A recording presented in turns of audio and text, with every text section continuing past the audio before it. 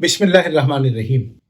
नाजरीन, आज हम पाकिस्तान के सबसे बड़े मिलत शिया खैरुल बरिया इस्ना अशरिया के इदारे हौज़ा इल्मिया जामिअतुल मुनसिर लाहौर में हज़रत अल्लामा मोहम्मद अफजल हैदरी साहब मदहुल्लाहुल आली के पास मौजूद हैं और मौजूदा हालात की संगीनी के पेश नज़र और जो इस वक्त एक इदारा मिनहाजुल सालिहीन जो मिलत शिया खैरुल बरिया इस्ना अशरिया का बहुत बड़ा इशाअती इदारा है और जिन्होंने हज़ारों कुतब जो हैं वो मकतब तशय्यो के लिए तबाह करके उसकी इशाअत करके मकतब की आइंदा नस्लों को इल्म से जोड़ने के लिए उन्होंने अपने हिस्से का किरदार अदा किया। पिछले दिनों बानी व सरबरा आला हज़रत आयतुल्ला हाफिज सैयद रियाज हुसैन नजफी की तालीफ करदा एक किताब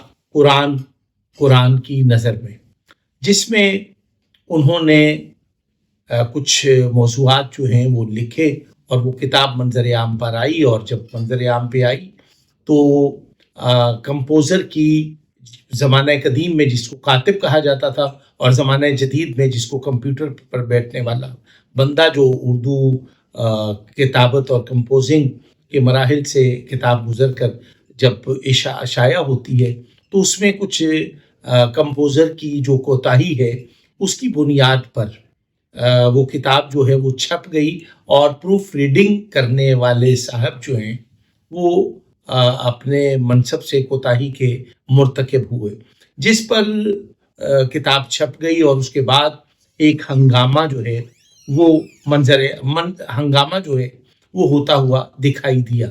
आज हमारा मकसद सिर्फ ये है कि हौज़ा इल्मिया जामिअतुल मुनसिर के हज़रत अल्लामा मोहम्मद अफजल हैदरी साहब ने इस किताब की इशाअत पर जो इदारे की तरफ से किबला अल्लामा हाफिज आयतुल्ला रियाज हुसैन नजफी साहब की तरफ से एक तहरीरी और एक ज़ुबानी वजाहत जो है वो कौम को दे दी, बल्कि मैं ये समझता हूँ कि उसके बाद कोई ज़रूरत नहीं थी कि उस वजाहत के बाद जो है उस पर तकरार या मुबाहिसा होता।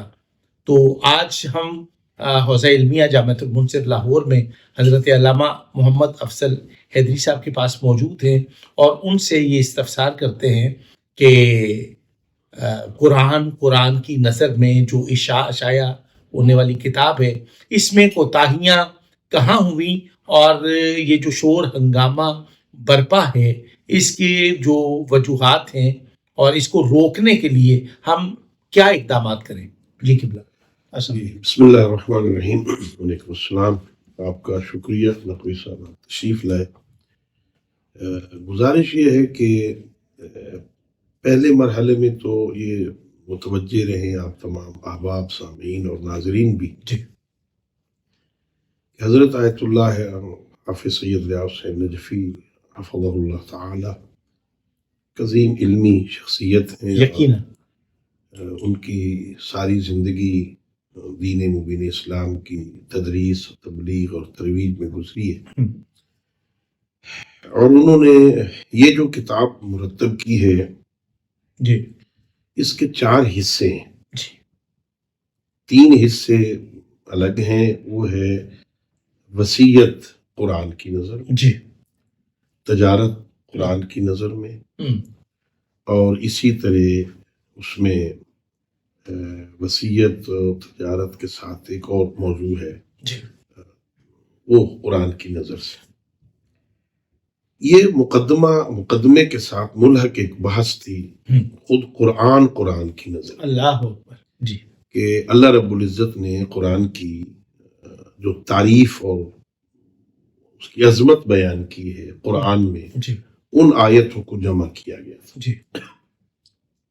वो तकरीबन कोई 60-70 आयतें हैं जिसमें कुरान की अजमत को बयान किया जी। कुरान वो है जो शब कदर में नाज़िल हुआ, कुरान वो है किताब फुस्सिलत है, फज़ाइल जो कुरान। अच्छा, वो क्योंकि सिर्फ ये बयान करना मकसूद था कि कुरान के अंदर अल्लाह ने कुरान के बारे में क्या फरमाया जी। वो आगा ने आयत लिखी آدھی آیت مثلا لکھ دی، آگے اس کا حوالہ دے دیا، سورہ ابراہیم ہے آیت نمبر 1، سورہ یونس ہے آیت نمبر 16، تاکہ جب وہ کمپوز کرنے والا اسے کمپوز کرے گا قرآن سے وہ آیتیں اٹھا کے یہاں لگا دے۔ اچھا، یہ کوتاہی ہوئی یہاں پہ؟ نہیں، پوری آیت نہیں لکھی۔ اچھا جی جی جی، اس میں ہوتا ہے کہ زبر زیر میں جی قرآن جی، میں کوئی مسئلہ ہو کمی جاتا بیشی ہے، نہ ہو جائے۔ تو اس کا طریقہ یہی ہوتا ہے، آپ کسی کمپوزر کے پاس چلے جائیں، جی، وہ قرآن کی آیتیں جب وہ کرے گا تو خود نہیں لکھے گا، احتیاط کرتے ہیں جی جی، وہ نیٹ سے قرآن سے ہی اس آیت کو اٹھا کے کاپی پیسٹ کر دے سکے تاکہ اس میں کہیں زبر کوتاہی نہ ہو۔ ہم نے جس شخص کو یہ کتاب دی جی پہلے مرحلے میں وہ ہمارے طالب علم تھے، سابق طالب علم، جی جی، اب وہ کہیں مسجد میں پیش نماز۔ حافظ صاحب قبلہ کی جو تحریر ہے اس کو عام بندہ پڑھ نہیں سکتا، سمجھ نہیں سکتا اس جی، کو۔ وہ قلم جب وہ لکھتے ہیں جی، تو قلم اٹھاتے کم ہی ہیں، ایسے یہ آپ کے سامنے جی جی، موجود ہے، آپ درست دیکھیے اس درست، کو، تو یہ ایسے کر کے دیکھیں اس کو عام طالب علم، عام شخص اس کو نہیں پڑھ سکتا۔ جی ایسے ہی، جی درست، مثلا مجھے پڑھنا ہو تو میں کیونکہ ایک مدت سے جی جی، مدت سے اس تحریر کو آپ دیکھتے ہیں، میں دیکھتا ہوں، میں پڑھ لوں گا، تو اس میں بھی میں بھی 100% نہیں پڑھ جی سکتا۔ جی، وہ طالب علم ان کے خطوط لکھتے تھے کسی زمانے میں، ان کو دی گئی کہ آپ اس کو صاف کر کے لکھیں اور پھر کمپوزر کے حوالے کریں۔ انہوں نے اپنا ایک مومن کمپوزر تلاش کیا، اچھا، اس کو کچھ صفحے انہوں نے لکھے، کمپوزر نے کہا مجھے دے، میں کر لوں گا۔ اب اس میں کوئی اتنا بڑا مسئلہ نہیں تھا اس حصے میں جی، کہ یہ آیت ہے قرآن کی، آگے حوالہ لکھا ہوا ہے، یہ سورہ بقرہ کی آیت نمبر فلان ہے، یہ سورہ یونس کی آیت نمبر فلان ہے، یہ سورہ یاسین کی آیت نمبر فلان ہے۔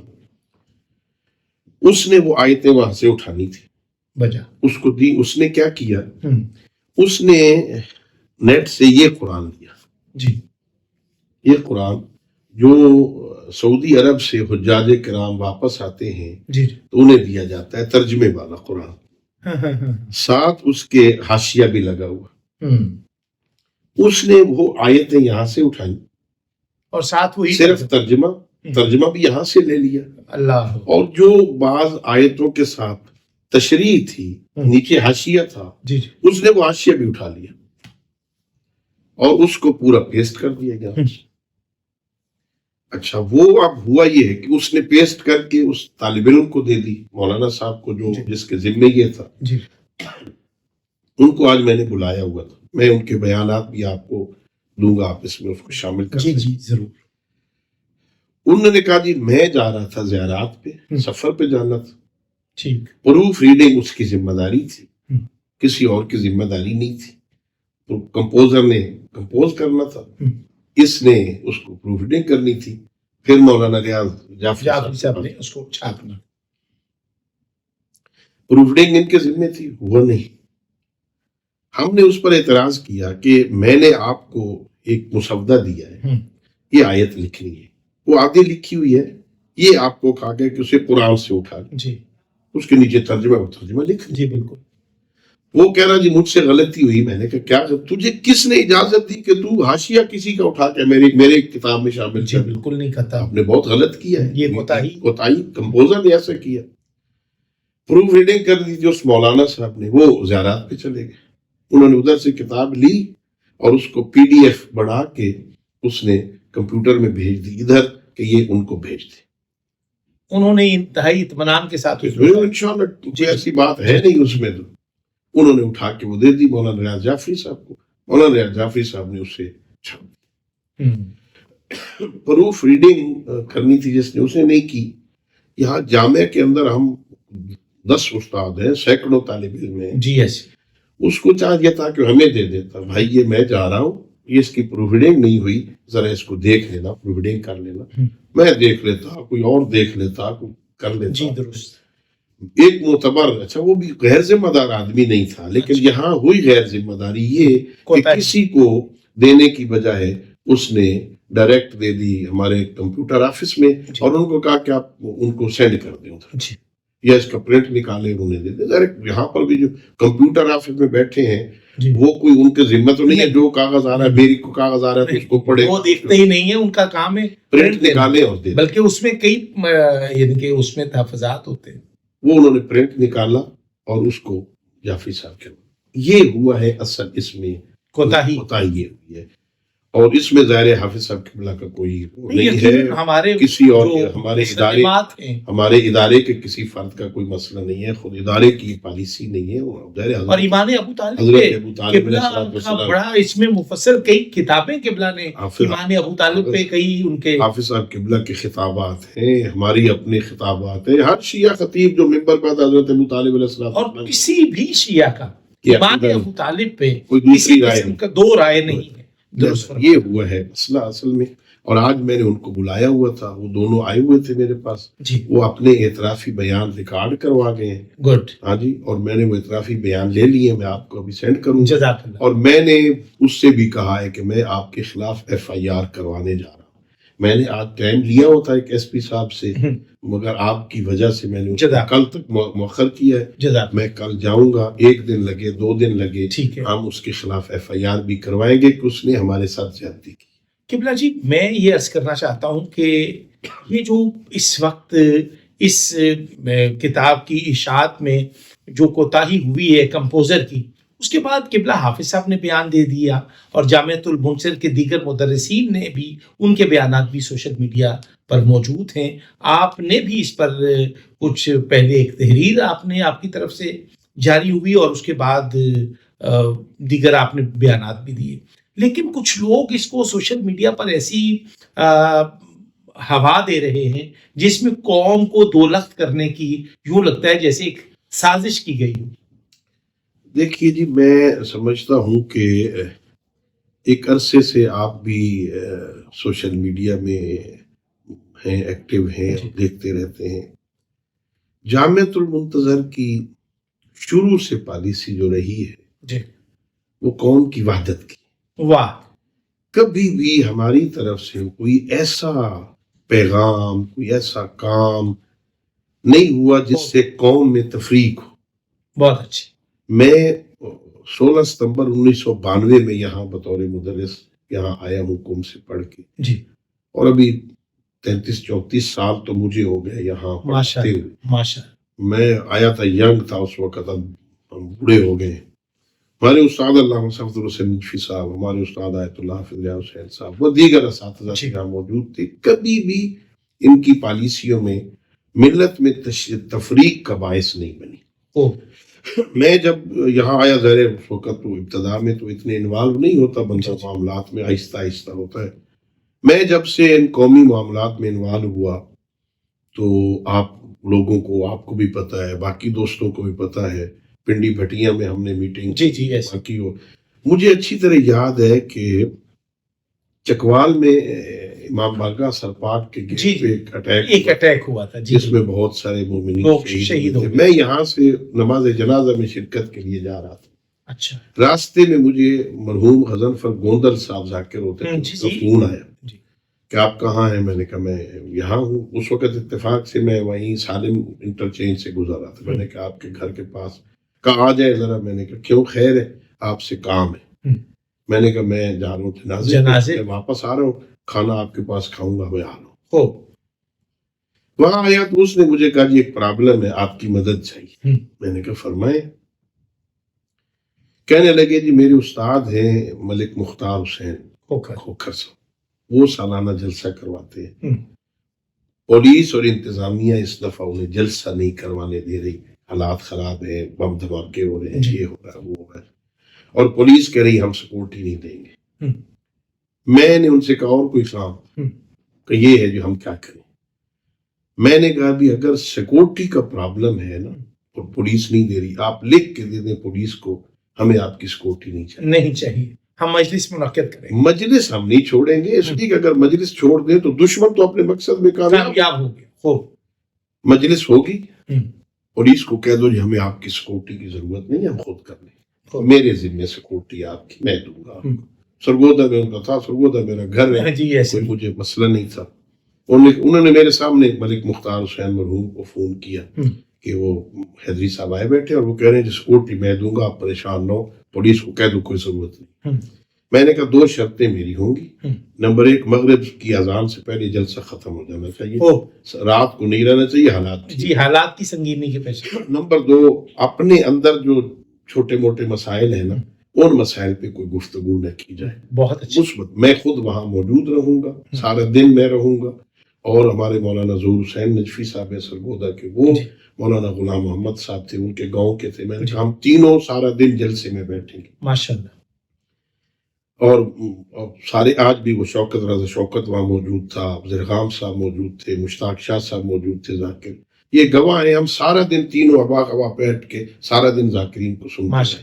ہم نے وہ مجلس کروائی، ہم نے سکوٹی دی ان کو، ہم تو اتحاد کی بات کرتے ہیں شروع سے۔ تو قبلہ جی میں آپ کو معلوم ہے یہاں میٹنگیں ہوئی، پھر بہت ساری اور میٹنگیں ہوئی اس موضوع پہ، ہماری کوشش یہ رہی ہے، لیکن ظاہر ہے اگر سب سارے افراد ایک جیسے نہیں ہوتے، درست سارے لوگوں کی سوچ ایک نہیں ہوتی، سارے لوگ مثبت نہیں سوچتے، ظاہر ہے کچھ لوگ ایسے بھی ہوتے ہیں، ایک بندہ، اور ہمارا مزاج اشتعال والا ہے۔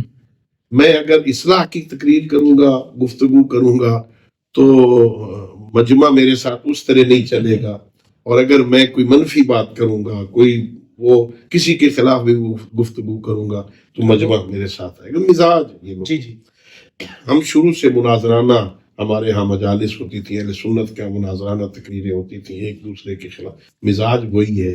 اب ہم کسی کے خلاف نہیں کر سکتے تو اندر شروع ہو جاؤ ایک دوسرے کو، تاکہ وہ لوگوں کا اپنا، اور یہ سے بندے بہت تھوڑے ہیں قبلہ جی۔ میں گزارش کروں، اب جب سے یہ مسئلہ چلا ہے آپ دیکھیں، اگر سوشل میڈیا پہ آپ یقیناً ہیں کتنے لوگ اس مسئلے کو اچھال رہے ہیں، 2-4 گنے تو آپ کی انگلیاں زیادہ ہیں، بندے تھوڑے۔ اس کا مطلب یہ ہے کہ ہماری اکثریت نے اس کو اچھالنے کو رد کیا ہے۔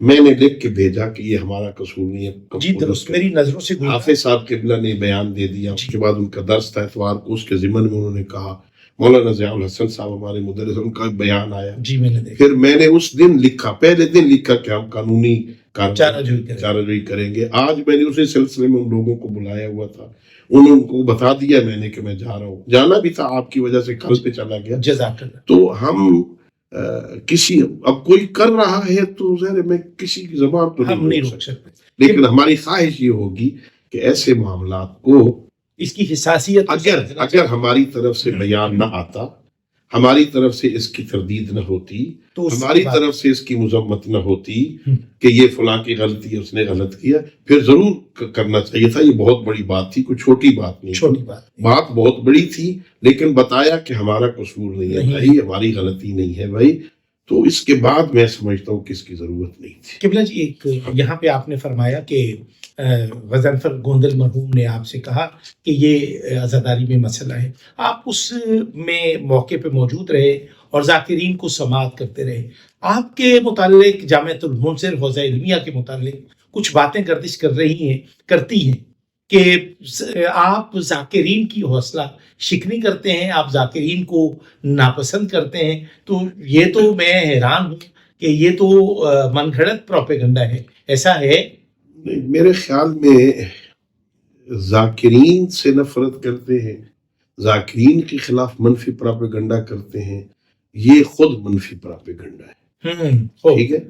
ہم ذاکرین کے خلاف کبھی بھی نہیں بولتے ہیں، بات کبھی ہوتی ہے نا، آپ خود سنیں مجلس کو، دیکھیے نا، ایک دفعہ میں بیٹھا ہوں، میں طالب علم ہوں، میری زندگی گزر گئی ہے اس فیلڈ میں، جی ماشاءاللہ، مجھ سے پہلے ایک بندہ مجلس پڑھ رہا ہے اور وہ صراحتاً ایسی بات کر رہا ہے جو آپ کے مکتب کی تعلیمات کے مطابق نہیں ہے، اور ممبر سے اس کو بیان نہیں ہونا چاہیے، وہ میں پیچھے بیٹھا ہوں بیان کر رہا ہے، تو پھر آپ بتائیں میں کیا کروں؟ اگر میں اس کی تردید نہیں کرتا تو وہ بھی میرے ذمے میں آئے گی، آپ کے ذمے بھی اور مکتب کے لیے بھی جگہ صحیح کا، اور اگر تردید کرتا ہوں تو پھر کہیں گے جی ذاکر صاحب، میں نے ذاکر کی مخالفت نہیں کر رہا بھائی، میں اس بات کی بات کر رہا ہوں جو آپ نے غلط بات کہی ہے۔ میں گیا ایک مجلس پڑھنے شیخو پورہ میں، مجھ سے پہلے ایک صاحب پڑھ رہے تھے، میں نام نہیں لیتا ہوں، وہ کہتے ہیں جی سنیے، انداز اس کا یہ تھا، بھائی لوگ کہتے ہیں اللہ رزق دیتا ہے، لوگ کہتے ہیں اللہ اولاد دیتا، انداز یہ تھا۔ آپ نے کبھی دیکھا ہے اللہ کو رزق دیتے ہوئے؟ آپ نے کبھی دیکھا ہے اللہ کو اولاد دیتے ہوئے؟ جب دیکھا نہیں ہے تو مانے کیسے؟ اللہ اکبر۔ اور یہ کہ یہاں سے پھر چلا آؤ میں تمہیں مدینے لے جاؤں، مولا علی رزق بھی دے رہے ہیں، مولا علی اولاد بھی دے رہے ہیں، مولا علی یہ بھی۔ قبلہ یہ تو ملت شیعہ خیر البریہ کے جو مسلمہ عقائد اور نظریات ہیں اس میں نقب لگانے کی کوشش ہے۔ میں وہی عرض کروں، اب اگر میں کہوں کہ جناب میرے بھائی آپ نے غلط کہا ہے، میں نے وہاں جب مجلس پڑھی میں پیچھے بیٹھا تھا، میں نے پڑھنی، اب میں آہستہ آہستہ شروع ہو گیا بھئی ہمارا شیعوں کا عقیدہ کیا ہے، اللہ نظر آتا ہے، اللہ نظر نہیں آتا ہے، ہمارے بھائیوں کا عقیدہ ہے قیامت والے دن اللہ کرسی پہ بیٹھے گا اور ہم دیکھیں گے، ہمارا عقیدہ یہ ہے کہ اللہ قیامت والے دن بھی نظر نہیں آئے گا، وہ نظر آنے والی شے نہیں ہے، آنکھوں میں طاقت نہیں ہے، ہم تاب نہیں لا سکتے۔ تو مجمع میرے ساتھ بھی واہ واہ، میں نے کہا بھائی تمہیں کیا ہو گیا ہے؟ ابھی وہ کہہ رہا تھا جب دیکھا نہیں ہے تو مانے کیسے؟ ابھی آپ کو آپ خدا کا نام لے کچھ بیٹھے ہیں تو سمجھے بھی صحیح اگلا بندہ کیا کہہ رہا ہے۔ کبھی بھی ہم نے کبھی بھی آیت اللہ حافظ ریاض حسین صاحب قبلہ دامت برکاتہ، جب بھی کبھی کوئی اس قسم کی بات ہوتی ہے ذاکرین کے حوالے سے تو ان کی رائے یہ ہے کہ 95% ذاکرین ٹھیک ہے۔ اللہ اکبر، یعنی کہ وہ ذاکروں کی سرپرستی وہ فرماتے ہیں کرتے ہیں اور وہ قبول بھی کرتے ہیں۔ 95% وہ کہتے ہیں ذاکر ٹھیک ہیں، 5% صرف ایسے قابل اصلاح۔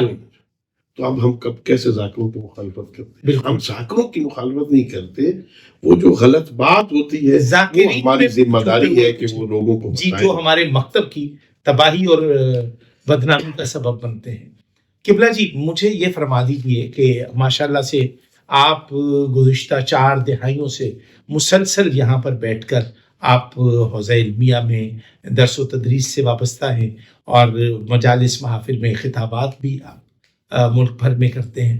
جو ملت تشیع کا جو ایک ذرائع ابلاغ کا بہترین ذریعہ ممبر ہے، یعنی کہ محراب اور ممبر 2 چیزیں ہیں، اس میں جو ممبر پر موجود لوگ ہیں ان کا جو بیانیہ ہے وہ اس وقت قوم کو دولخت کرتا ہوا ہم دیکھ رہے ہیں، یعنی کہ ذمہ دارانہ گفتگو نہیں ہو رہی، جہالت پر مبنی باتیں ہو رہی ہیں۔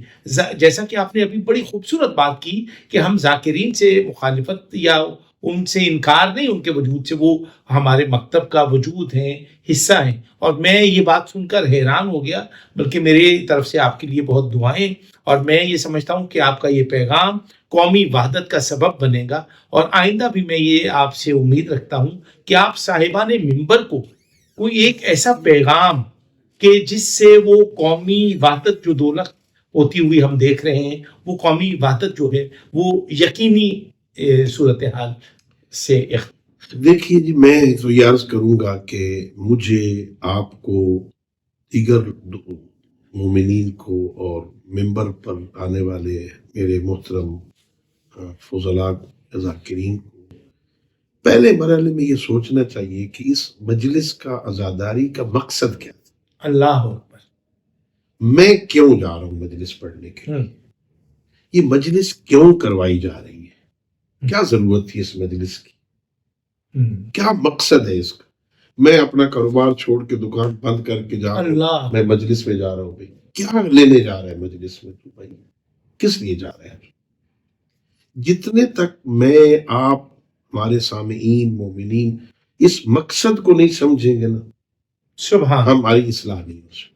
بہت ایک عظیم بات کہی ہمارے بزرگ مجتہد عالم دین، جی، انہوں نے کہا آج کی مجلس کا مقصد وہی ہے جو امام حسین کی شہادت کا مقصد۔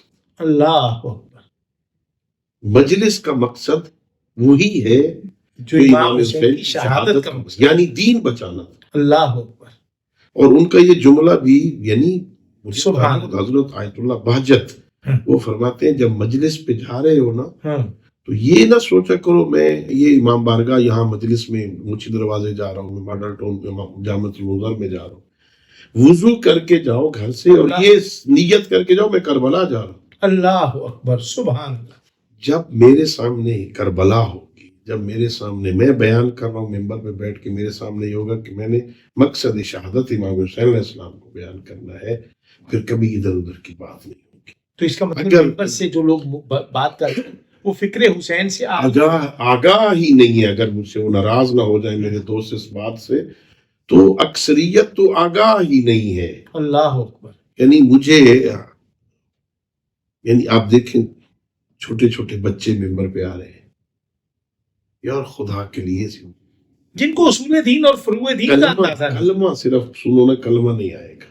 قبلہ جی یہ تو پچھلے دنوں کئی ایسے بڑے بڑے لوگ جو مہنگے اور مشروف ترین لوگ ہیں، انہوں نے سورہ اخلاص جو ہے وہ صحیح طرح سے تلاوت نہیں کی. اب بتائیں، جو بندہ سورہ اخلاص نہیں پڑھ سکتا، اللہ الحمد نہیں پڑھ سکتا، وہ میری قوم کی ترجمانی کرے. میں میرے بھائی ذرا مہربانی کر تھوڑا مطالعہ کر لے، ذرا پڑھ لے. وہ آپ کہیں یار یہ ہماری مخالفت کر رہے ہیں. میں مخالفت نہیں کر رہا، میں آپ کی مدد کر رہا ہوں.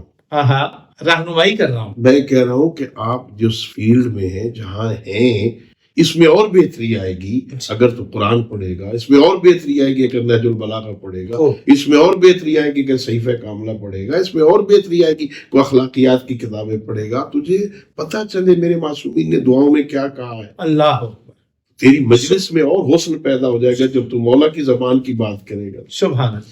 تو اس میں ہم ذاکرین کے کبھی مخالف نہیں. ماشاءاللہ. اور جو غلط بات، یہ تو پیغام آپ کی طرف سے بڑا مثبت اور بہترین پیغام ہے کہ آپ ذاکرین کے خلاف ہرگز نہیں ہیں. قبلہ جی آپ یہ فرما دیجئے کہ صاحبان ممبر پر مقتل بیان کرنے والے ذاکرین تہذیب آل محمد کو فراموش کر کے، وہ اپنی علاقائی تہذیب کو مروج کر کے اور توہین آل محمد کا، مخدرات عصمت کی توہین کے لیے اور بی بی کی مظلومیت اور واقع کربلا میں مظلومیت کی حد یہ کر دیتے ہیں کہ جس میں آل محمد کی توہین کے پہلو نکلتے ہوئے دیکھتے ہیں. ہم نے متعدد بار ذاکرین کو روکا بھی ہے، ٹوکا بھی ہے، اور آئندہ ہم نے ان کو متنبہ کیا ہے کہ آئندہ اگر ممبر پر آپ من گھڑت اور جھوٹ مصائب پڑھو گے تو ہم آپ کے راستہ روکنے کی کوشش کریں گے. آپ یہ فرما دیجئے کہ یہ جو ممبر پر ذاکرین توہین آمیز روایات بیان کرتے ہیں، اس پر کیا آپ فرمائیں؟ میں دو باتیں اپنے ذاکرین عزیزوں سے عرض کروں گا. ایک بات تو مجھے آپ اور سب کو سمجھنا چاہیے کہ عبادت، یہ عزاداری عبادت ہے. سبحان اللہ. اور عبادت سچ بولنے میں ہے، جھوٹ میں عبادت. اللہ اکبر. سبحان اللہ. جھوٹ بولوں میں تو جھوٹ بولنا عبادت نہیں. عبادت نہیں ہے، عبادت سچ میں ہے. ایسے ہی جھوٹ بولوں گا تو وہ عبادت ہے. جی درست. لہٰذا یہ ذہن میں رکھیں. اور بلکہ ایک قدم اور آگے کہ یہ جو فیس لیتا ہوں میں، جھوٹ بولنا حرام ہے شریعت پیغمبر میں نا. قرآن کہتا ہے جھوٹ بولنا حرام. میں جھوٹ بولتا ہوں اگر اور میں اس کے پیسے لیتا ہوں تو جھوٹ بولنا جو حرام ہے، حرام کام کے پیسے لینا بھی حرام ہے. اللہ اکبر. واہ. آپ اس کے مالک حقیقی نہیں بن سکیں گے. وہ کسی کا مال ہے جو آپ کی جیب میں ہے، جائز نہیں ہے. خرچ کرنا بھی جائز نہیں ہوگا. درست. ایک تو میں عزیزوں سے یہ عرض کروں گا، جھوٹ نہیں بولنا. مقتل کے حوالے سے ہم ڈھونڈنے لگیں کہ 100% روایتیں صحیح ہوں، وہ بہت مختصر ہوگا. میرے مثلا مقتل ابی مخنف سب سے پہلی کتاب ہے جو مقتل میں لکھی گئی ہے. یہ شخص اس وقت زندہ تھا جب واقعہ کربلا ہوا. اس کے بعد اس نے سنی، لوگوں سے پوچھی گئے، وہ لکھی. وہ آدھے صفحے پہ شہادت ختم ہو جاتی. آدھے صفحے پہ کتنی دیر لگے گی بھائی؟ آدھے صفحے پہ 5 منٹ، 2 منٹ، 3 منٹ، 1.5 گھنٹہ شہادت کہاں سے پڑھوں گا میں؟ قبلہ زمانہ قدیم میں جو بزرگ ذاکرین تھے وہ 2-4-5 منٹ کا مصاحبہ.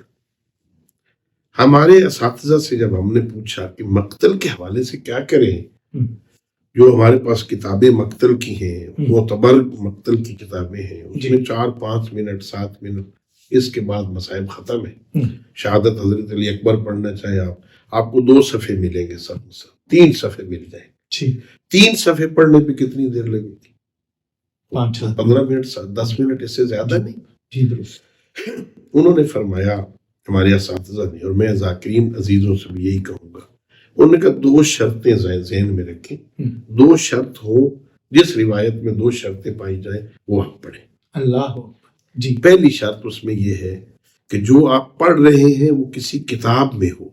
اللہ اکبر، ماشاء اللہ درست. وہ کتابیں ظاہر میں اگر 10 کتابیں مقتل کی رکھوں گا تو کوئی روایت یہاں سے ملے گی، کوئی وہاں سے ملے گی، کوئی وہاں سے ملے گی. 10 روایتیں میرے پاس اکٹھی ہو جائیں گی. ٹھیک. ایک تو یہ ہے کہ وہ کسی کتاب میں ہونی چاہیے. میں لیٹے لیٹے خود نہ بنا رہا ہوں، وہ ٹھیک نہیں. جی. دوسرا انہوں نے کہا وہ روایت جو آپ کسی کتاب سے پڑھ رہے ہیں اس میں دوسری شرط یہ ہے کہ اس میں اہل بیت کی توہین نہیں ہو. سبحان اللہ. یہ 2 اہل بیت کی مظلومیت نظر آئے، توہین نظر نہ آئے. تو یہ 2 باتیں اگر ہم سب ذہن میں رکھ لیں تو جو آپ کہہ رہے ہیں یہ ساری چیزیں ختم ہو جائیں. پہلی بات کسی کتاب سے پڑھیں. نمبر 2 کتاب میں ہونے کے باوجود اس میں توہین اہل بیت کا کوئی پہلو نہ ہو. واہ. تو میں سمجھتا ہوں سارے مسائل ٹھیک ہو جائیں. سبحان اللہ. قبلہ جی ماشاء اللہ. ناظرین، آج ہم حوزہ علمیہ جامعۃ المنصر لاہور میں حضرت علامہ محمد افضل حیدری صاحب کے پاس موجود.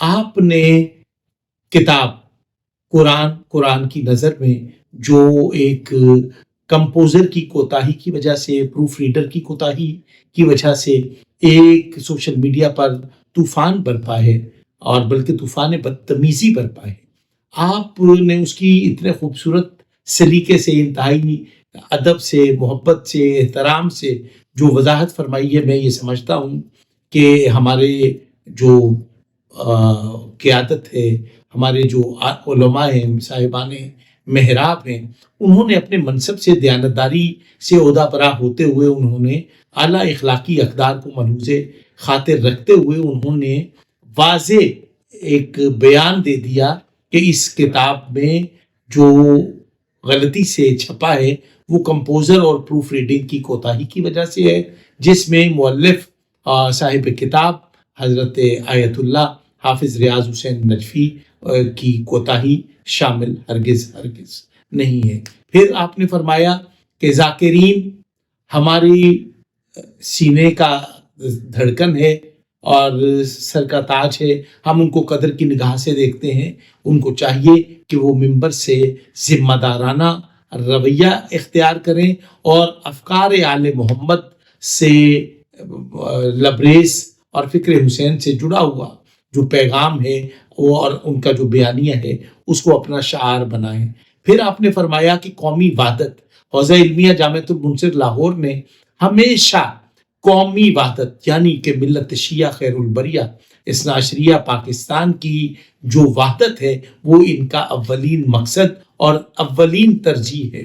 لہٰذا میں یہ سمجھتا ہوں کہ حضرت علامہ محمد افضل حیدری صاحب نے ایسے مشکل حالات میں، جبکہ سوشل میڈیا پر اس وقت باہمی گروہ بندی اور تفریق کی ایک رسم جاری تھی، اس کی حوصلہ شکنی کرتے ہوئے آپ نے حوزہ علمیہ جامعۃ المنصر کی طرف سے ایک واضح بیان دے دیا ہے کہ کتاب قرآن کی نظر میں جو غلط چیز چھپی تھی اس کی تصحیح کر دی گئی ہے، اور اس میں مؤلف کا، صاحب کتاب کا کوئی عمل دخل نہیں ہے، بلکہ کمپوزر اور پروف ریڈر کے جو اعترافی بیان ہیں وہ منظر عام پر آ چکے ہیں، اور ہم یعنی کہ حوزہ علمیہ جامعۃ المنصر کی طرف سے ان افراد کے خلاف قانونی چارہ جوئی کرنے جا رہے ہیں. السلام علیکم ورحمۃ اللہ وبرکاتہ.